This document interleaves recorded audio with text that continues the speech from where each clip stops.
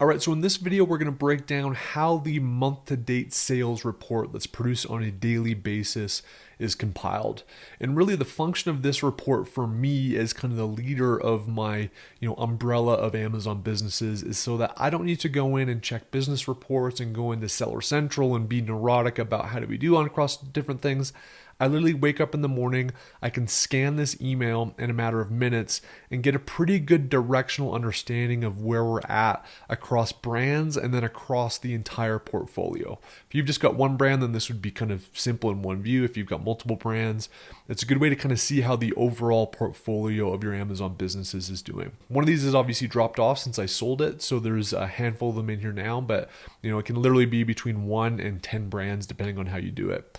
Again, this is informed by Matt Howitt's structure. I think at the time of this recording, he's got like 4 or 5 brands and scales those. So again, as a leader of that enterprise, it's a really clean way for him to see and manage all of his businesses in a daily email digest. So this is an example of one I got this morning from Paulo. You can just see he's like, talking about the date and then the kind of umbrella of brands. I've got this like Excel sheet here without all the stuff blacked out, obviously, that you can click on. And then this is the kind of, both the brands added up, and then here's each individual brand that we compile into this particular report. The really cool thing about this report is it looks at previous year versus this year for the exact same period. This brand right here is that supplement brand that's new, and so it didn't have any data for last year. But it's really cool for this particular one that I started a lot of the videos and examples on my YouTube channel. The one I'm really going to be focused on here over the next couple of years to see if I can get it to 8 figures. But it's really cool, right? I can see, what were the sessions year to date or month to date for September in 2020 versus 2021. So I can see I'm a little bit down on sessions. And then I can see the sales year to date was just about 100 grand this time, and I'm 73 grand. So I'm actually down 30% this year versus last year. And I've been watching this closely. This has started to happen really since July. We've seen stuff soften. Luckily, September's starting to pick up a little bit more, and I'm anticipating us with some new product rollouts to get back to growth mode in Q4. But this was great, man. If I didn't have this as a canary in the coal mine, I wouldn't know that this business was shrinking, and I wouldn't be able to diagnose exactly what was happening. So this one, again, you can see month-to-date units. We're actually selling more. We're just selling, you can see here on the average sales price, we're selling less at the average sales price. So that's really the difference. And then you can also look at conversion rate as well. So it shows you the difference in conversion rate. And then it's got the tacos as well. We just started tracking tacos like this year.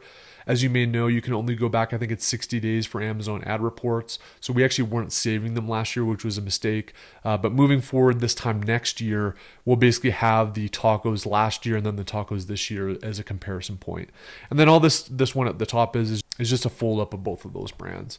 So this is a huge email. Let's get into how we actually compile it on a daily basis. So this is a reporting tab, which is just like a VLOOKUP that consolidates all the data across these different tabs here at the bottom, and then Paulo just kind of copies these into this email that you see here.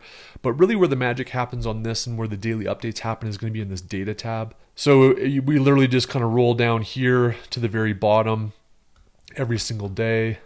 And so the data that's copied in from Seller Central starts here on this column D, and then all of this stuff here is just kind of manually entered as part of the daily process. So going back to the business reports again, instead of the daily here, all that this one is a month to date. And this is going to be in the actual country that you're pulling it. So if you want to pull this for each distinct country, it's obviously going to be a different report for each one. So this is just 9/1 to 9/28.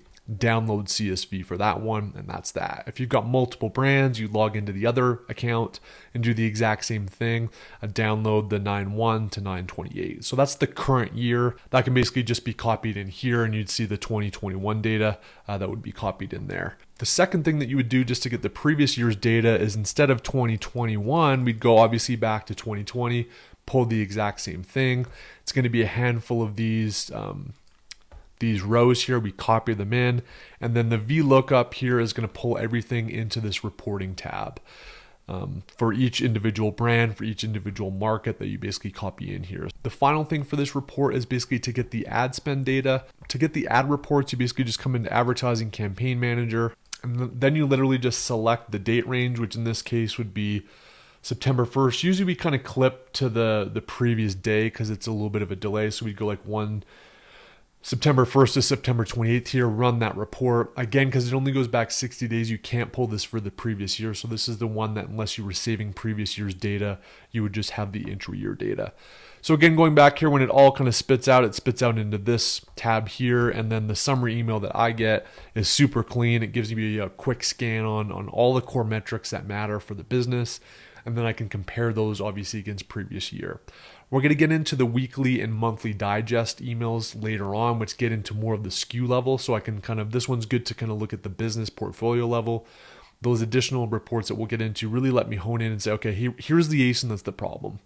And there was a particular ASIN for this brand that was one of the biggest detriments to this kind of growth gap that we've seen, because we've just seen it come down. I think it used to do like 50 grand a month and it's doing like 10-ish now, or 10 or 12 now.